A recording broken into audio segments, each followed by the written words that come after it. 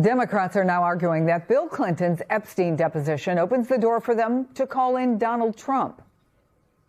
Republicans have now set a new precedent, which is to bring in presidents and former presidents to testify. A new precedent has been set in America today. Before this, we had the Trump rule. Trump defied, as all of you know, a congressional subpoena with the January 6th committee. He said presidents don't have to testify. Now we have the Clinton rule, which is that presidents and their families have to testify when Congress issues a subpoena. Joining me now, presidential historian Jeffrey Engel, director of Southern Methodist University Center for Presidential History. It's great to have you here. So given what we're seeing right now, Hillary Clinton yesterday, Bill Clinton today, how realistic is it that President Trump and maybe even First Lady Melania Trump ultimately may be forced to testify before this committee? I think the real question is how likely are we to see this become an issue? Because it's very clear that the Democrats are going to want those two to testify.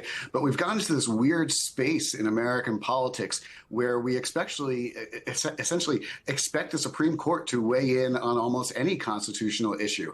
And it's entirely likely that we could see something that's closer to what the founders envisioned in the Constitution, which, of course, was that the three branches would be equal and would fight it out amongst each other. They don't need an arbiter in the third party of a Supreme Court. What we really could see is a case where we have the legislative branch decide that they want to reverse the century-long trend of deference to the authority, of executive authority being increased in American society, reverse that trend and try to get them to essentially make a president testify because they have the power to do so. The Congress could do any number of things. They could withhold funds. They could refuse to move forward on legislation. Of course, they already do that. But there's a real sense in which I think we can see the door opening to some interesting constitutional and historical questions.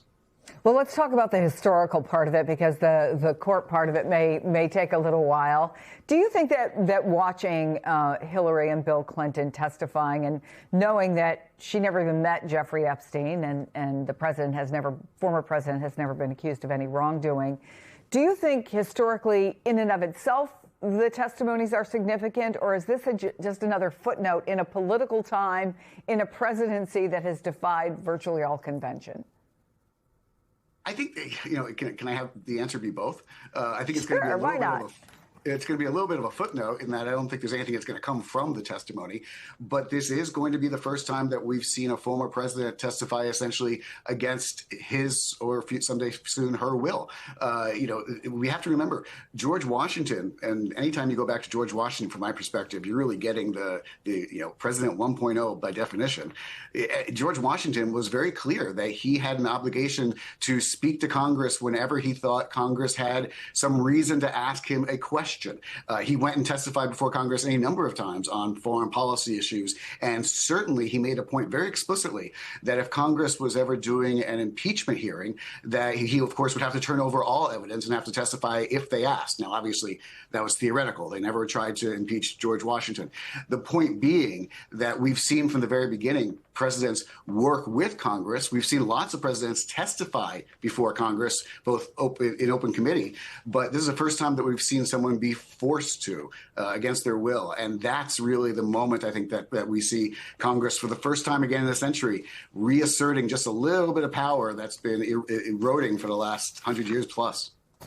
Jeffrey Engel, what a time to be a presidential historian. Thank you so much. We appreciate you taking the time to talk to us.